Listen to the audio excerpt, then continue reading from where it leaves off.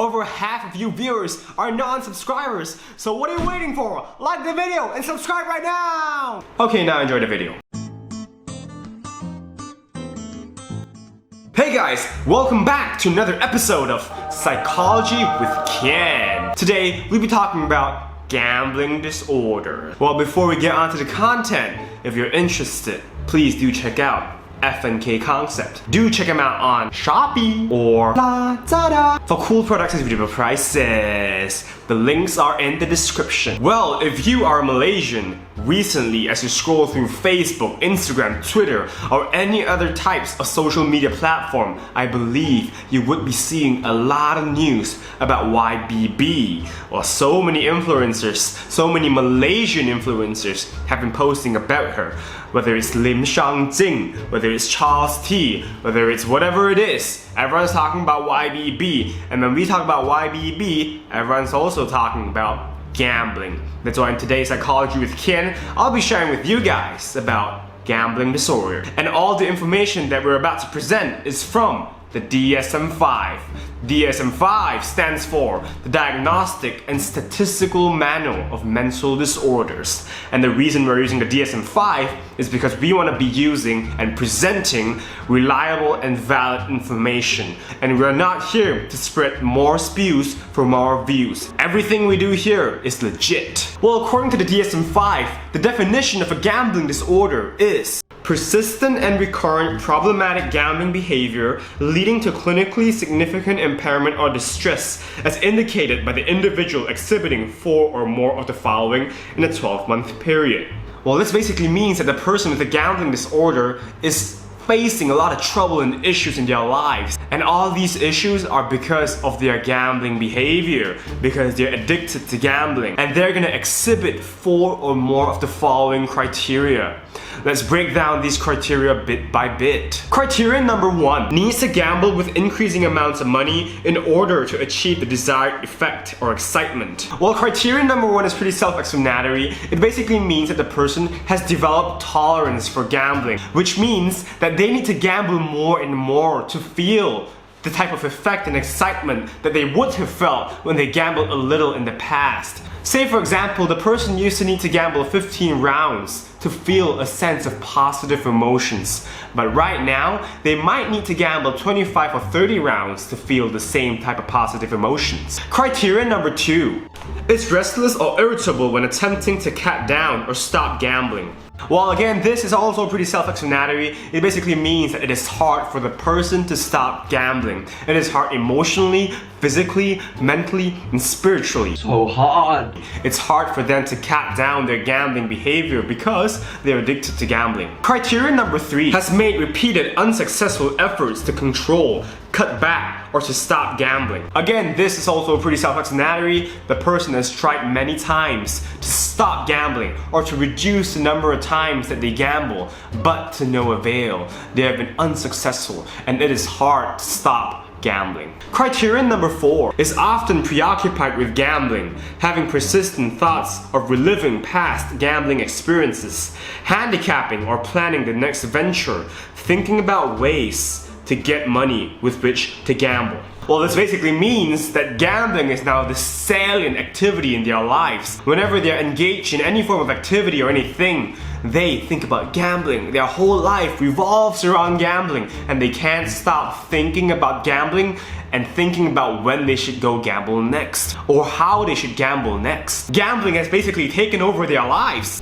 Criteria number 5, often gambles when feeling distressed, helpless, guilty, anxious, depressed. This means that the person gambles when they're experiencing negative emotions, possibly because gambling makes them feel better. But we're not sure.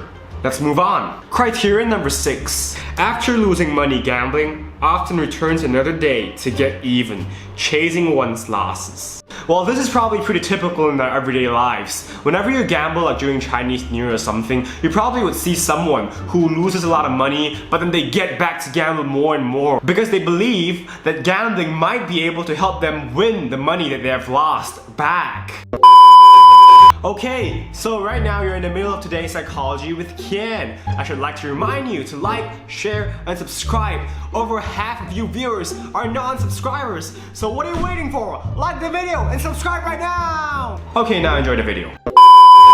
Criterion number 7. Lies to conceal the extent of involvement with gambling. This is pretty disappointing, but people who are diagnosed with gambling disorders usually lie to other people. They deceive others, lying about the extent to which they gamble. Perhaps they'll tell the people around them they have not been gambling or that they have been gambling less often, but in reality, they have been gambling the same amount. Or worse more, they have been gambling even more. Criterion number 8. Has jeopardized or lost a significant relationship, job, or educational or career opportunity because of gambling. This as well is extremely sad. This means that the person has ruined relationships in their lives, let it be personal, romantic, friendships, or any form of relationship, and they have lost educational or occupational opportunities just because they resort to gambling. And last but not least, criterion number 9. Relies on others to provide money to relieve desperate financial situations caused by gambling. Well, this means that the person is reliant on others and dependent on others to resolve the financial difficulties and crises that they have single-handedly created via gambling.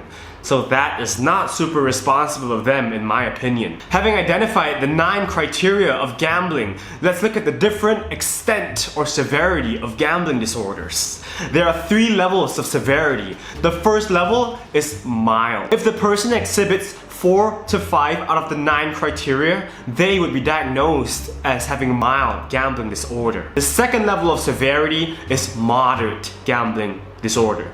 If a person has 6 to 7 criteria of the 9 criteria, they would be diagnosed as having a moderate gambling disorder. And last but not least, the most severe of all, severe.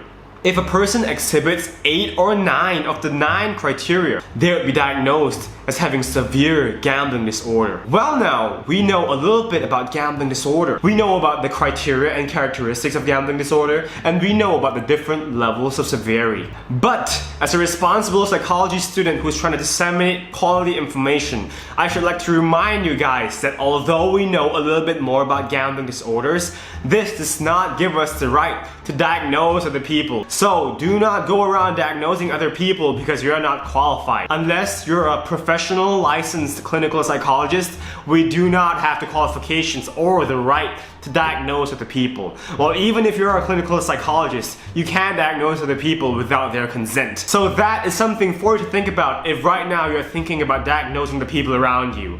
Not a good idea after all. Well, that's all for today's Psychology with Khian. Again, I should like to remind you, if you're interested, do check out our sponsors, FnK Concept. You can check them out on Shopee or Lazada for cool products at reasonable prices. Links are in the description. Also, I should like to remind you to like, share, and subscribe if you enjoyed the video.